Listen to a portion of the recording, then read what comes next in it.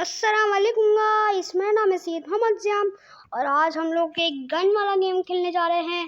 तो अगर आपको मेरी वीडियो अच्छी लगे तो मेरे चैनल को लाइक चैनल सब्सक्राइब कर देंगे दोस्तों। तो हमारा गेम हो गया स्टार्ट। ये मैं पहली दफ़ा खेल रहा हूँ इसलिए मुझे बता रही है। इस पर मारना है ना मुझे? हाँ, इस पर मारना है। इससे क्या होगा? दबा दिया, दबा तो दिया। अरे दोस्तों, ये क्या बता रहे हैं मुझे?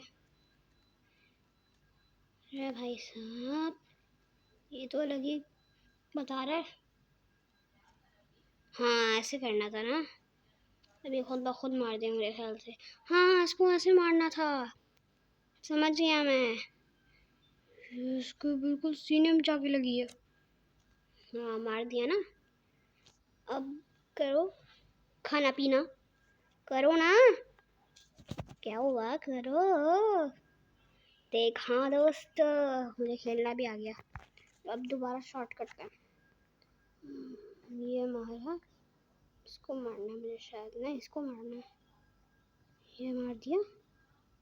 अभी जा रहा है बिल्कुल इस तरफ। वे कहाँ लगी है इसके?